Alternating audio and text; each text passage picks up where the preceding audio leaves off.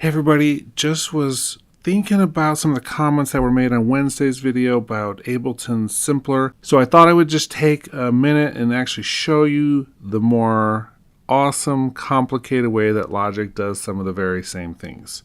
The main thing is being able to import a file into Simpler and have it split up into each of the different parts of the file. Like say you're importing a trumpet sample just like this.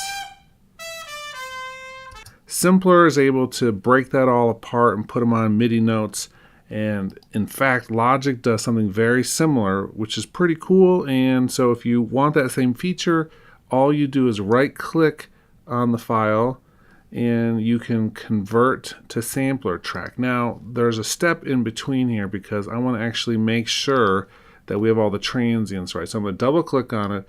Down here in the file tab, I'm going to go to the transient mode, and it'll show you where this is going to be split up. So I don't want to split up every little thing, and so I'm going to come through. Let's listen to it once.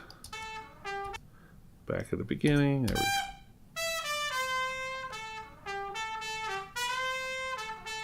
So right in there, I want to actually change a couple of. Let's get rid of those. Let's see.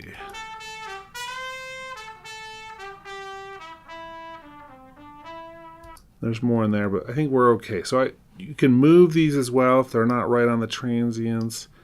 You can use the eraser tool to get them in the right, or to delete some of them.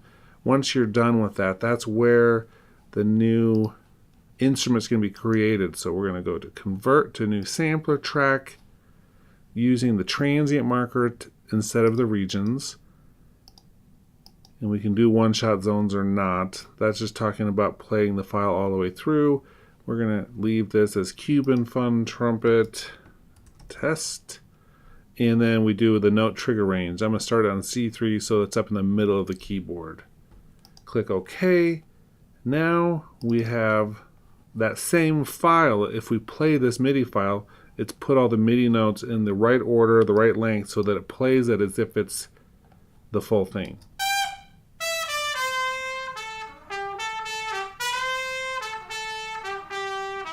And if I use MIDI Controller,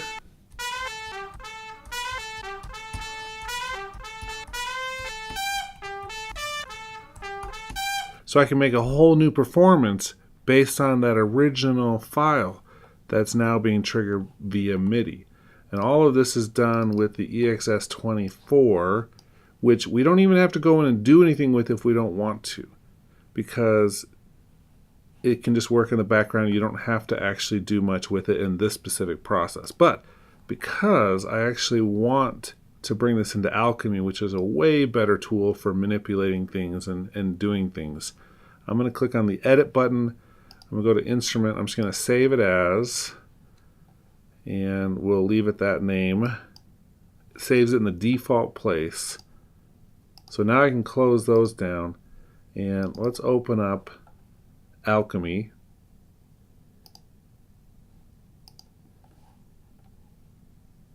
And what I want to do very first is initialize the preset. I'm going to import audio, and because I saved it in that default place, I can go into the music file, audio music apps, sampler instruments, and here's that one I just chose. Now I can have it come in with any of the analysis modes or just the sampler. Let's do that for now.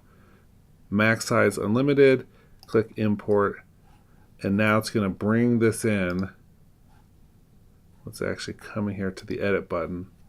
You can see same instrument as we were just working with the EXS24, but now we're in Alchemy,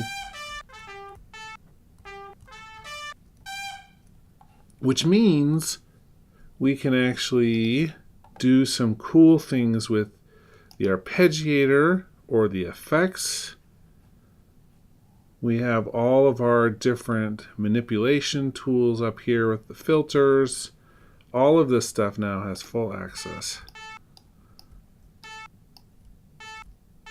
Anyway, so this allows you to tweak it using the more powerful Alchemy engine, but we created it using the convert to instrument in Logic. So now you can see why I said this isn't quite as simple as simpler, but in some ways, once you get past that first 5 minutes of doing that, you're in a much more complex zone with some really powerful tools.